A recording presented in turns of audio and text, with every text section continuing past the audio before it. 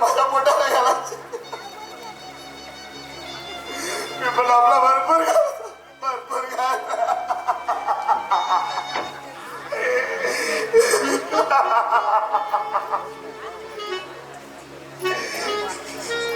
पहिली तुझ्या मुलाप्रमाणे वाढवलं आणि आता का जोडून गेली तुझ्या लाडक्या दिराला वहिनी कोण भरवेल मला वहिनी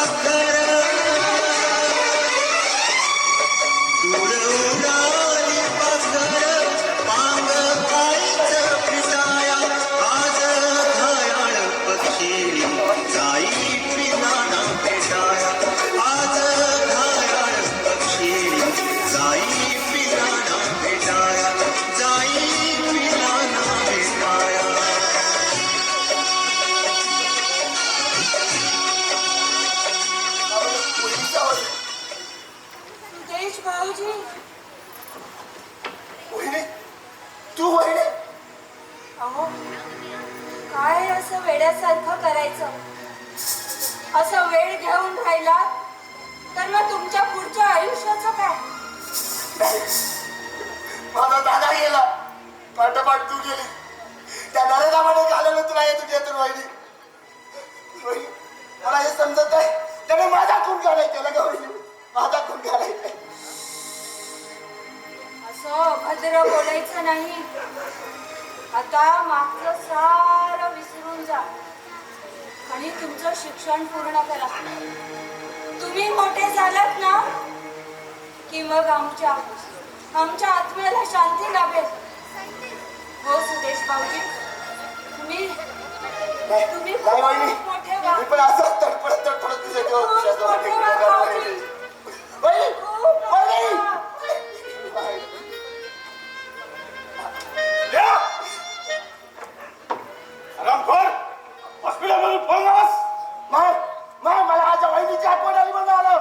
वहिनी काय करतोस? थोडी देणार आहे परत. अरे एका बाच्या हाकेला जाऊन येते. आई नाही, वहिनी नव्हती ती आमची. अरे एकाच्या वेळी समान वहिनीला वहिनी म्हणतोस. तू वहिनी आहेस, तू वहिनी आहेस. कोण केला तुझा पापी आहेस तू. बाकी बसतोस मला माझ्या भावाला मला मारणार मार मार. मी पण तुझ्या वहिनीकडे शेवटचा पुरावा तूच आहेस नाही तोच तोच पुरावा आम्हाला नष्ट करायचा आहे घे. अरुणरावजी, तू शिल्पा वहिनी खबरदार मला वहिनी म्हणालतात. पण तू जिवंत मी जिवंत कशी?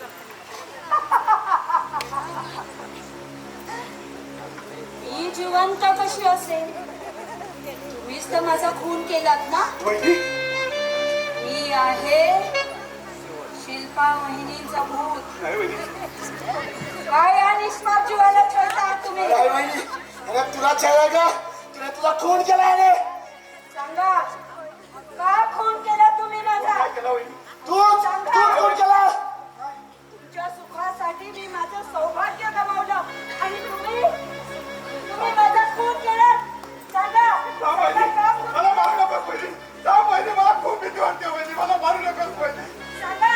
सांगतो सगळं खरं सांगतो वहिनी आता आता अरुण दादा सांगेल त्याने वहिनीचा खून कसा केला चला आपण ही पाहू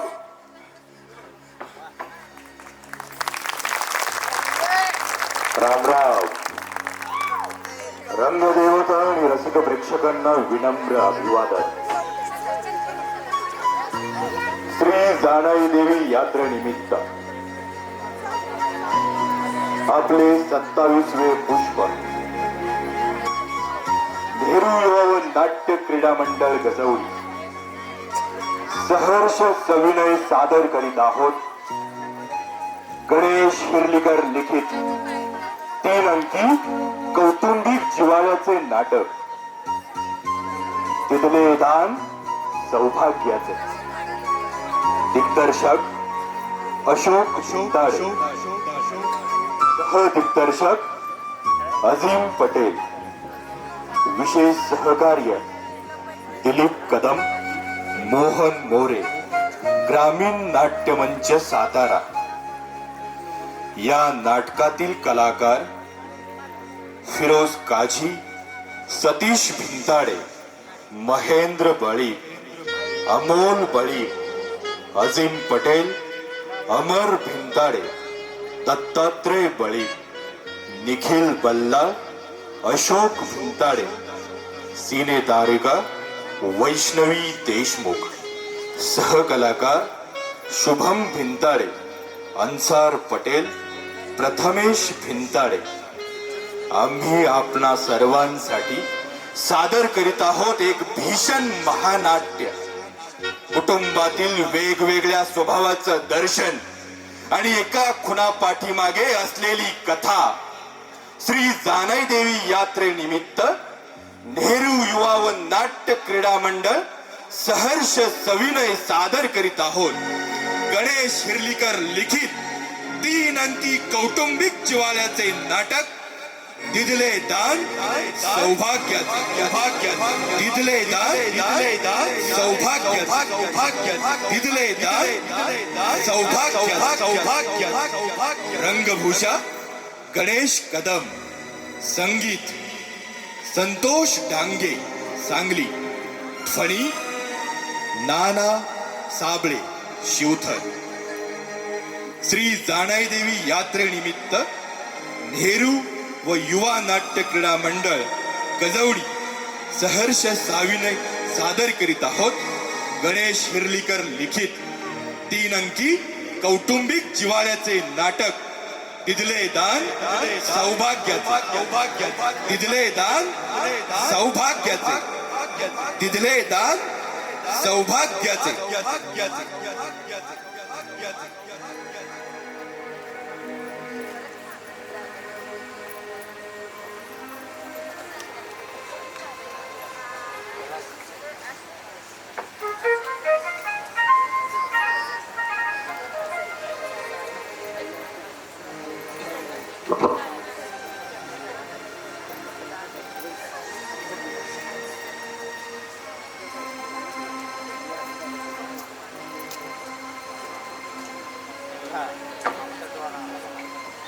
बाबू हो सांग बाबू भाया ये बैसला केव्हा आलास तू तुम्ही एवढे लास रथ चालून जागरण झालेलं दिसते.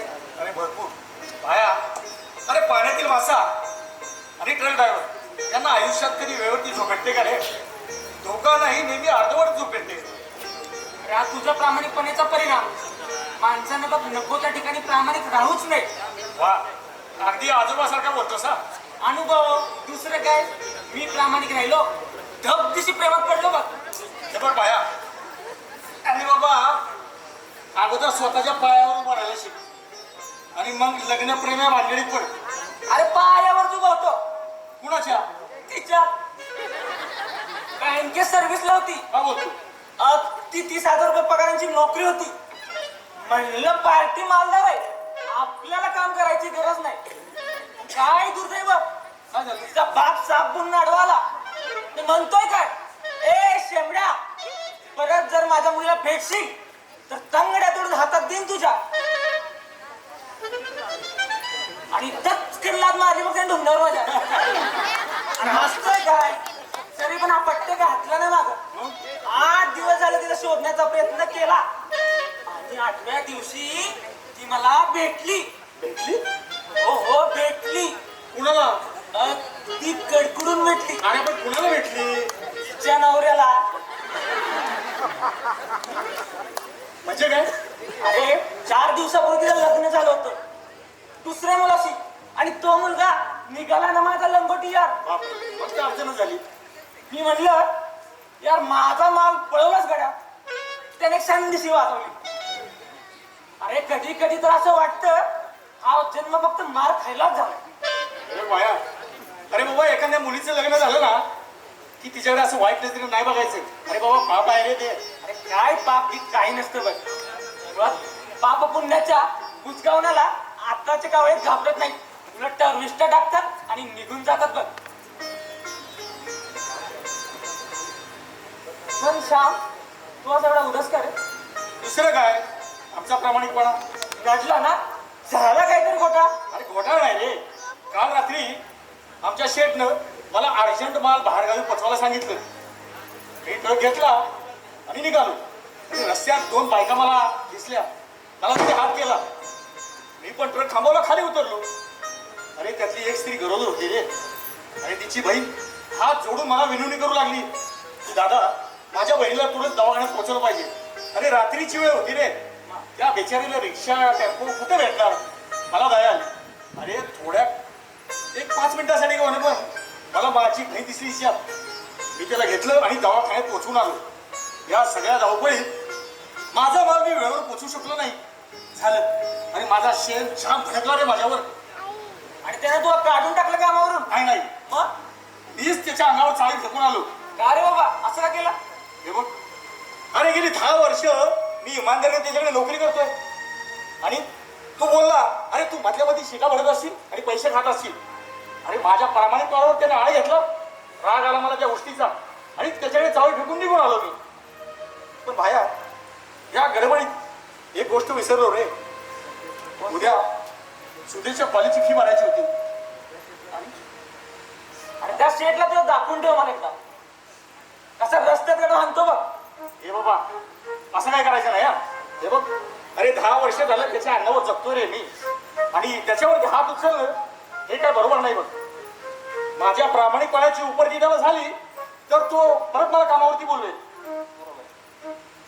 पण आज गडबड झाली रे. आज कामावर काढल्यामुळं उद्या सुधीच्या कॉलेजची फी भरायची, त्याची फॉर्म फी भरायची, सगळी अडचण होऊन बसली रे. अरे हो, मला सुद्धाच बोलला होता दादा आल्यानंतर फी फॉर्म भरून टाकेल. पण काही म्हणल्या आपला सुदेश मात्र फर्स्ट क्लास आहे बघ. अरे बाबा नक्कीच. अरे माझा सुदेश मुळात आहेच हुशार बघ. हो हो आहे. अय्या तुम्ही आला? हा, मागील तरी मी कपडे सुकत घालत होते. अहो मग हाक नाही का मारायची?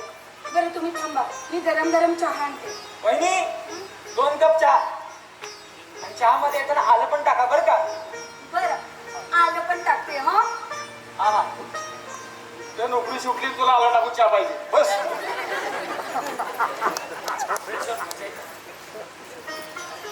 हे बघ शांत. अरे नवरा दमून भागून कामावरून आल्यावर बायकोच्या हातचा 1 कप चहा तरी मिळतात पूर्ण थकवा निघून जातो. अगदी बरोबर आहे बाय तुझं. पण हे बघ, ते शेवटी बायकोच्या हातावर आलो पण आहे. पण मला माझ्या संसारात शिल्पासारखी पत्नी मिळाली, खूप समाधान आहे रे मी. माझ्या संसारात तिला एवढे कष्ट करावे लागतात, पण ती नेहमी हसरी असते बघ. हसरी, श्रीकृष्णाची बासरी आणि बायको हसरी, दोन्ही गोष्टी अगदी मन मग शांत करतात. अरे फक्त काळजी वाटते ना ती अरुणची. अरे नको त्या मित्राच्या नादी लागलाय तो, आणि त्याच्यामध्ये त्याचं सगळं आयुष्य बरबाद होणार बघ. अरे पण तो तुझा सख्खा भाऊ नाही का? एकाच आईच्या उदरातून आले, पण तुझ्या आणि त्याच्या स्वभावामध्ये खूप फरक आहे रे. शेवटी त्याचं नशीब काय होईल, त्याच्या नशिबातच तो झाले. घ्या. बिस्किट आलं टाकलेला चहा.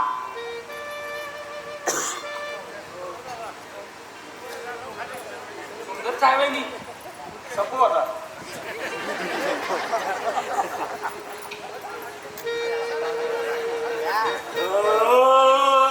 अगदी जेवल्यासारखं वाटतं वहिनी मला. बर येतो आम्ही. बरं ठीक आहे या.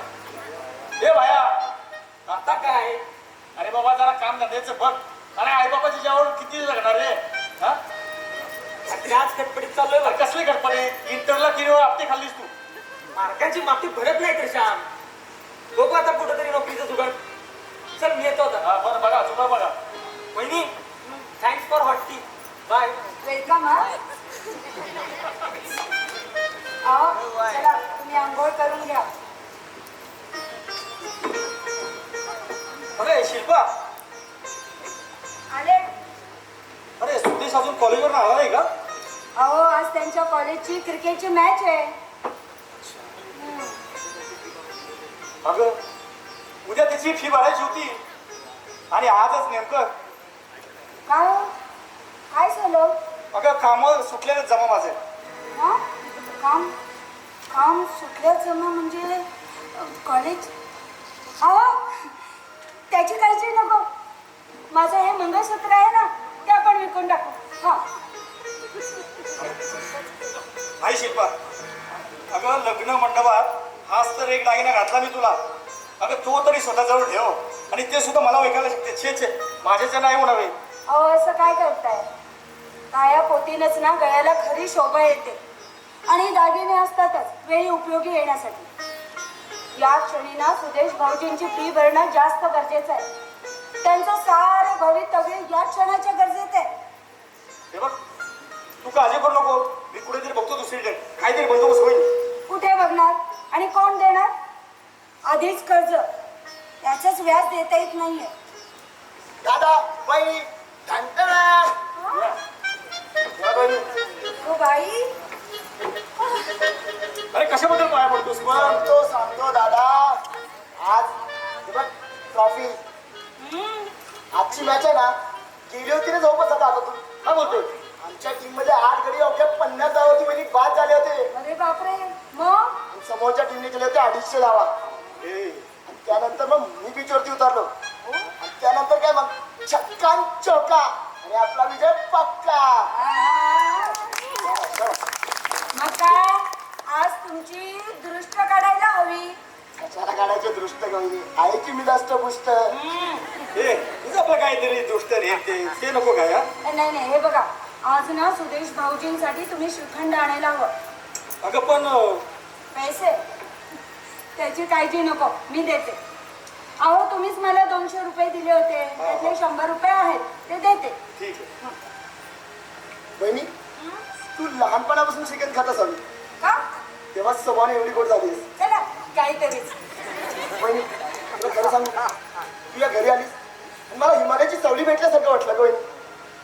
ते म्हणतात ना, बहिणी माझी माय मावली जशी हिमालयाची चावली. हो कविराज, कॉलेज बघा, क्रिकेट बघा, आणि नंतर कवी व्हा. कवी नाही व्हायचं दादा, ते कवींची ना सध्या क्यू करावीशी वाटते. बरं बहिणी मी फ्रेश होऊन येतो. हा दादा आलो. ठीक आहे. अरे जेवून गेला असतास. ठीक आहे. काय बोलून हुशार आहे. बरं हे घ्या, लवकर जा आणि लवकर या. शिल्पा अगं माझ्या संसारासाठी तू एवढं करतेस, माझ्या भावांवर एवढं लक्ष देतेस, पण मीच तुझ्यासाठी कधीच काही करू शकलो नाही ग. याच गोष्टीची खंत वाटते नेहमी मला. अहो अहो तुम्ही असं काय करताय? तुम्ही काही मनात आणू नका. अगं कसं मनात आणू नका? कसं मनात आणू नका सांग ना. मी सांगते. मी सांगते.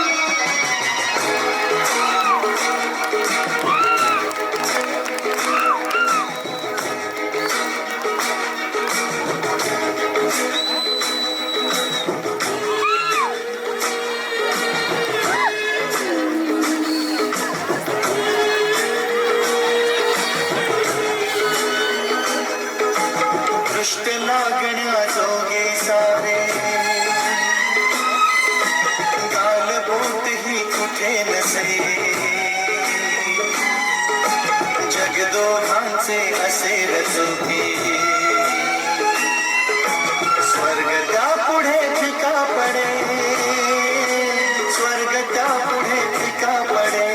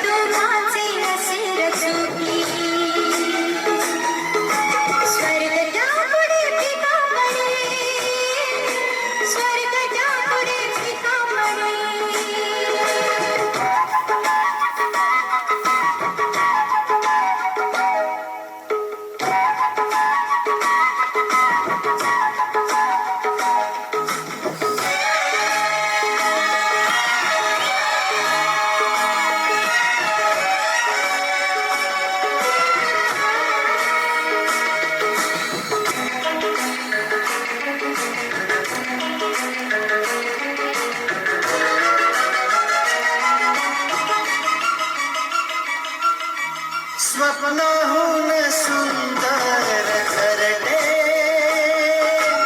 मनाहून आसेन मोठे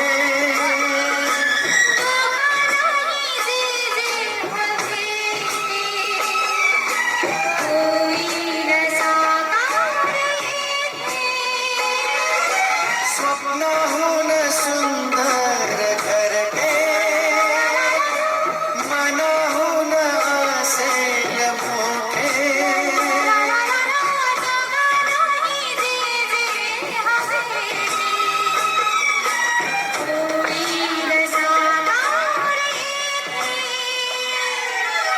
आनंदाची अनतृप्तीची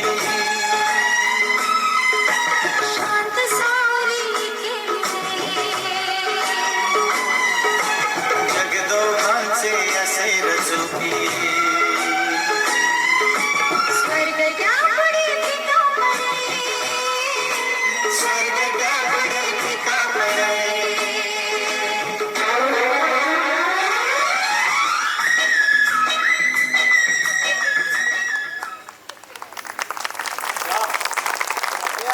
आली मात्र सॉरी. रात्री घरी नसणारच, मी घरीच होतो. हे बघ अरुण, अरे तुझे ओढ जरी खोटे बोलले ना तरी तुझे डोळे मात्र खरे बोलतात. वहिनीला विचारून बघ. अरे तिला काय विचारणार? तिने तर तुम्हाला अडवून ठेवलं ना. सतत नेहमी तुम्हाला पाठीशी घालते आणि त्याचा तुम्ही गैरफायदा घेता. आणि काय रे तू करीन आजकाल त्याच्याशी मैत्री गेलीस का काय? स्वतःचा काय वाईट नाही दादा. वा म्हणे वाईट नाही. अरे वर्षाकाठी 3-4 वेळा बाबा तो तुरुंगात जातो आणि म्हणे वाईट नाही. दादा तो इतरांशी कसाही असला पण माझ्याशी प्रामाणिक वागतो ना. आणि कसला प्रामाणिक? हे बघ अरुण, सुसंगती सदा घडो आणि सुजन वाक्य कानी पडो. अरे बाबा या म्हणीप्रमाणे जरा वाग हा? आणि चांगल्या लोकांशी संगत कर. आणि तू नागपाल आजकाल त्याची पण मैत्री केलीस तू. हो हे खरं आहे. अरे लाज नाही वाटत तुला खरं म्हणायला? अरे बाबा तू नेहमी गुंड आणि मौलाच्या टोळी बरोबर असतो. आणि अशा लोकांची जर संगत केली तर आपल्या वडिलांच्या आत्म्याला किती वाईट वाटेल रे. दादा आत्माभूत ही सगळी ठोकाणं आहेत. माझा त्याच्यावर अजिबात विश्वास नाही. अरे ही भीतीची कवचं मानवाने निर्माण केलेत आपल्या स्वार्थासाठी. अरे बाबा, देवाला तरी मानतोस की नाही? देवाला सुद्धा मानत नाही. छान. देवाचं बुजगावण पुढे करून अगदी सभ्यपणे लोकांच्या अंधश्रद्धेचा फायदा घेऊन पैसे उकळणं वाईट. वा वा, छान. हे तत्वज्ञान सुद्धा त्या नागपाने शिकवलं वाटतं. जुगाराच्या अड्ड्यावर पत्ते भिजता भिजता. पण हे बघ अरुण, मी तुला शेवटचा आणि निक्षून सांगतो, या पुढे जर नीट वागला नाहीस तर मी सुद्धा तुझ्या उपयोगी पडणार नाही, लक्षात ठेव.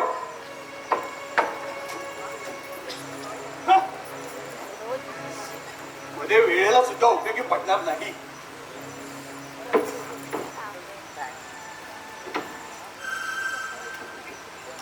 भाऊजी, हे काही बोलले का? मला विचारतेस? तुमचं अगोदरच ठरलं असेल ना माझ्याशी भांडण करायचं. अहो, एका विपरीत बोलताय. हा, नाही नाही, म्हणजे तुम्ही काल दारू पिऊन आला ते एका शब्दाने मी त्यांना सांगितलेलं नाही. आज ना उद्या सांगशील वहिनी, पण मला एका प्रश्नाचं उत्तर हवंय. कोणत्या? नेहमी तुम्ही सुदेशचे लाड करता आणि माझा तिरस्कार का? त्यांचे लाड आणि तुमचा तिरस्कार? काय बोलताय तुम्ही हे? अहो, भावाभावात भेदभाव निदान आम्ही तरी करणार नाही. पण होतोय. होत असेल कदाचित, पण तो मनापासून नाही. तुम्ही वाईट मार्गाला जाऊ नये हा एकच शुद्ध हेतू आहे त्या मागचा. अहो, तुम्ही दोघे सख्खे भाऊ, मग तुमच्यात आम्ही दुरावा का करू?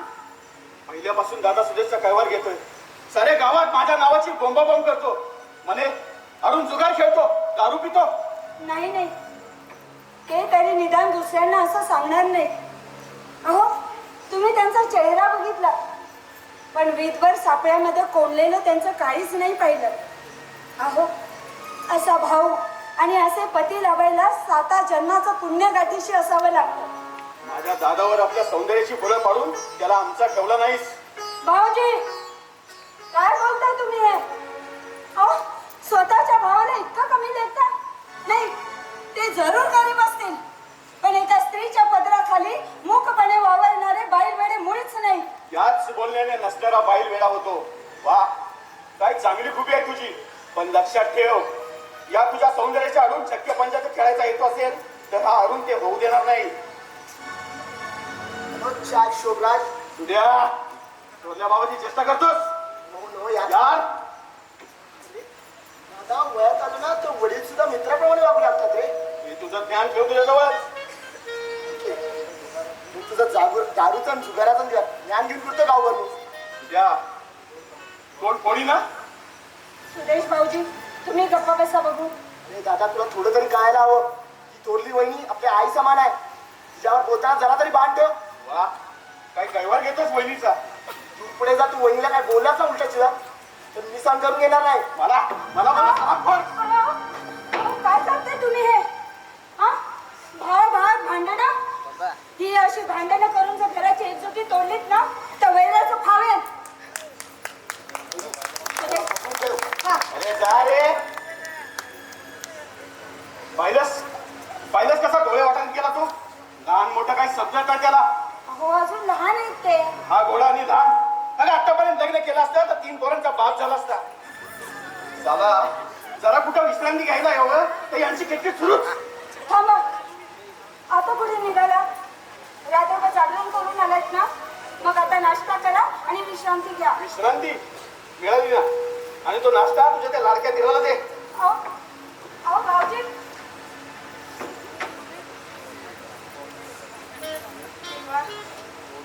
सांगा यांना.